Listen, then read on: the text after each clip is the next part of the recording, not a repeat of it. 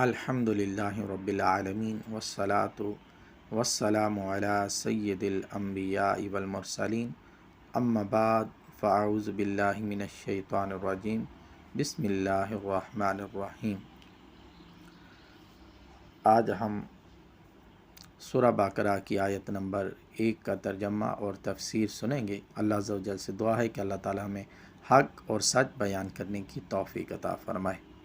آمین ثم آمین۔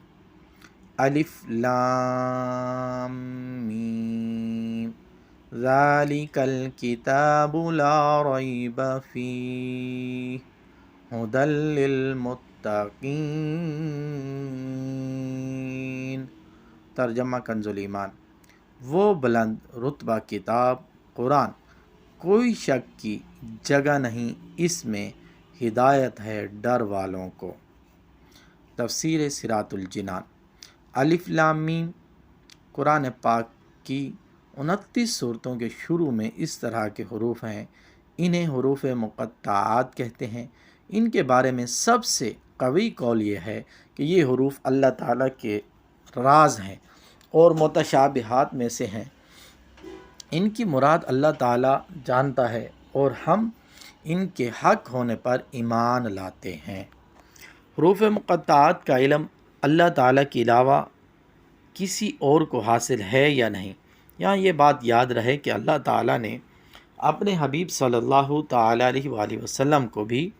حروف مقطعات کا علم عطا فرمایا ہے، جیسا کہ اعلیٰ حضرت امام احمد رضا خان رحمۃ اللہ تعالیٰ علیہ فرماتے ہیں۔ قاضی بیضاوی رحمۃ اللہ تعالیٰ علیہ انوار التنزیل میں صورتوں کی ابتدائیہ یعنی حروف مقطعات کے بارے میں فرماتے ہیں، ایک قول یہ ہے کہ یہ ایک راز ہے جسے اللہ تعالیٰ نے اپنے علم کے ساتھ مخصوص فرمایا ہے۔ تقریباً ایسی ہی روایات خلفائے اربعہ اور دیگر صحابہ کرام رضی اللہ تعالیٰ عنہم ہم سے بھی منقول ہیں، اور ممکن ہے کہ صحابہ کرام رضی اللہ تعالیٰ عنہم نے یہ مراد لیا ہو کہ یہ حروف اللہ تعالیٰ اور اس کی رسول صلی اللہ تعالیٰ علیہ وآلہ وسلم کے درمیان راز و نیاز ہیں، اور یہ ایسے اسرار اور رموز ہیں جنہیں دوسرے کو سمجھانا مقصود نہیں۔ اگر یہ راز حضور اقدس صلی اللہ تعالیٰ علیہ وآلہ وسلم کو معلوم نہ ہوں تو پھر غیر مفید کلام سے خطاب کرنا لازم آئے گا، اور یہ بعید ہے۔ امام خفاجی رحمۃ اللہ تعالیٰ علیہ فرماتے ہیں، بعض نسخوں میں علمی اور استثناء کی ضمیر رسول اللہ صلی اللہ تعالیٰ علیہ وسلم کے لیے ہے اور با مقصور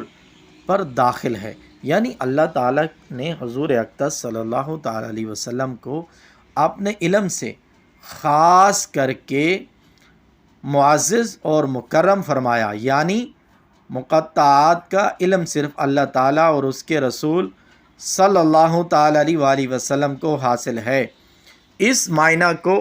اکثر سلف اور محققین نے پسند فرمایا ہے۔ علامہ محمود آلوسی رحمۃ اللہ تعالیٰ علیہ فرماتے ہیں، غالب گمان یہ ہے کہ حروف مقطعات مخفی علم اور سربستہ راز ہیں جن کے ادراک سے علماء عاجز ہیں، جیسا کہ حضرت عبداللہ بن عباس رضی اللہ تعالیٰ عنہما نے فرمایا، اور خیالات اس تک پہنچنے سے قاصر ہیں، اور اسی وجہ سے حضرت ابوبکر صدیق رضی اللہ تعالیٰ عنہ نے فرمایا، ہر کتاب کے راز ہوتے ہیں اور قرآن مجید کے راز صورتوں کی ابتدا میں آنے والے حروف ہیں۔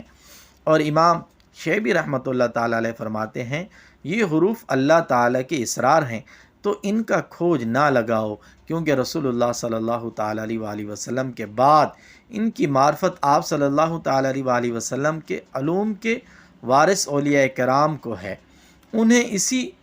بارگاہ سے ان اسرار کی معرفت حاصل ہوتی ہے، اور کبھی یہ حروف خود انہیں اپنا معنی بتا دیتے ہیں، جیسے نبی کریم صلی اللہ تعالیٰ علیہ وآلہ وسلم کے ہاتھوں میں کنکریوں نے تسبیح کے ذریعے کلام کیا، اور گواہ اور ہرن حضور اقدس صلی اللہ تعالیٰ علیہ وسلم سے ہم کلام ہوئے، جیسا کہ ہمارے آباء و اجداد یعنی اہل بیت رضی اللہ تعالیٰ عنہم سے یہ بات حروف مقطعات کا علم ہونا صحت سے ثابت ہے، بلکہ جب کوئی بندہ قرب نوافل کے درخت کا پھل چنتا ہے تو وہ ان حروف کو اور اس کے علاوہ کے علم کو اللہ تعالیٰ کے علم کے ذریعے جان لیتا ہے۔ اور جہاں تک اس بات کا تعلق ہے کہ بعض علماء نے یہ کہا ہے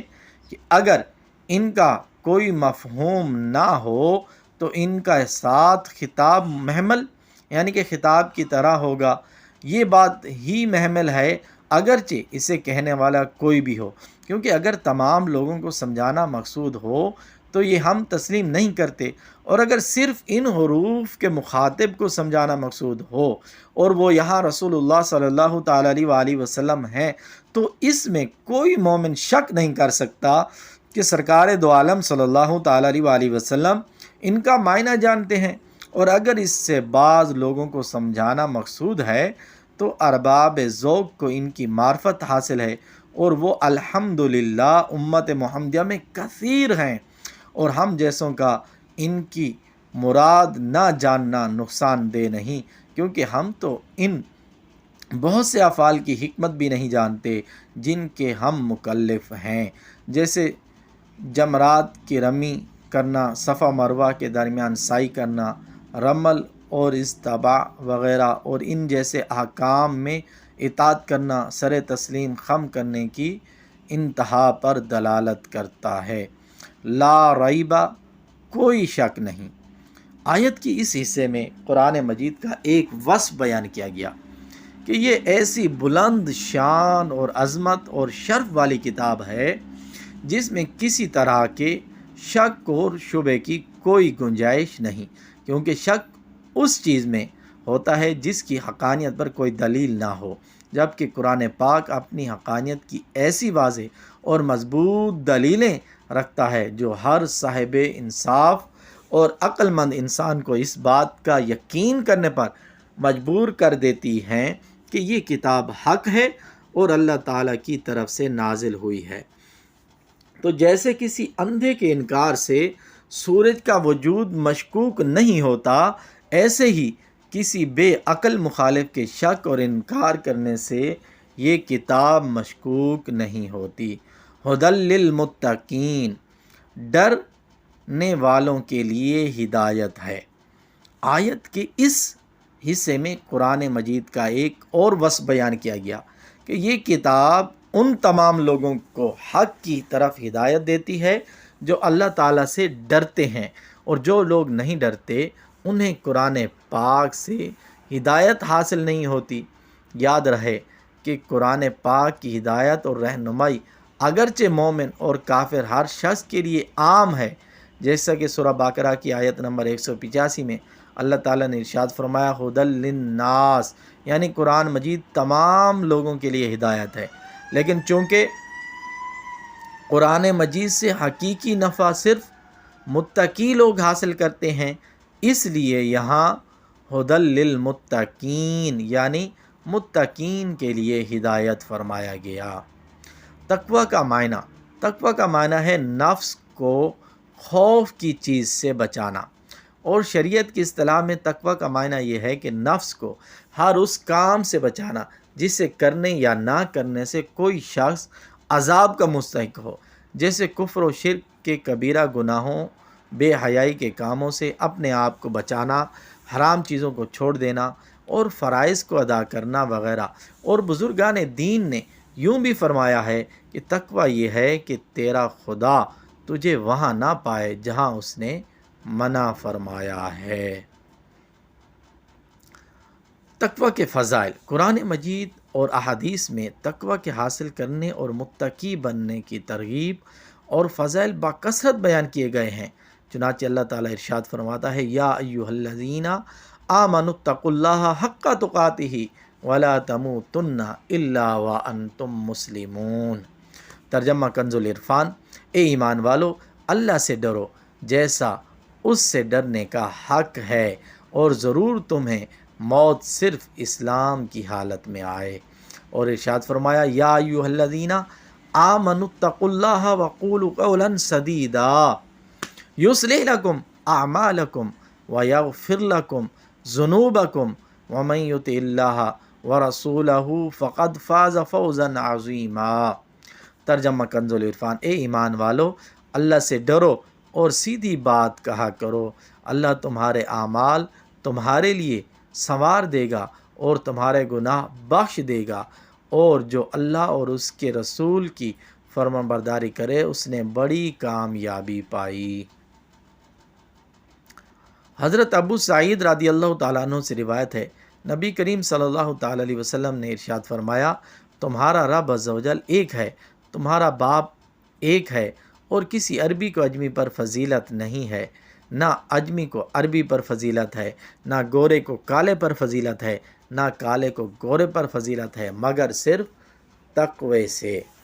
हज़रत अनस रज़ी अल्लाह तआला अन्हु से रिवायत है, हुज़ूर पुर नूर सल्लल्लाहु तआला अलैहि वसल्लम ने इरशाद फरमाया,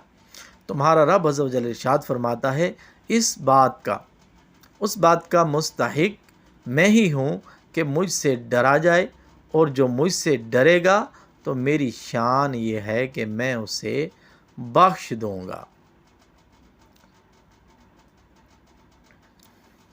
अल्लाह अज़्ज़ व जल से दुआ है कि अल्लाह तबारक व तआला जो सुना इस पर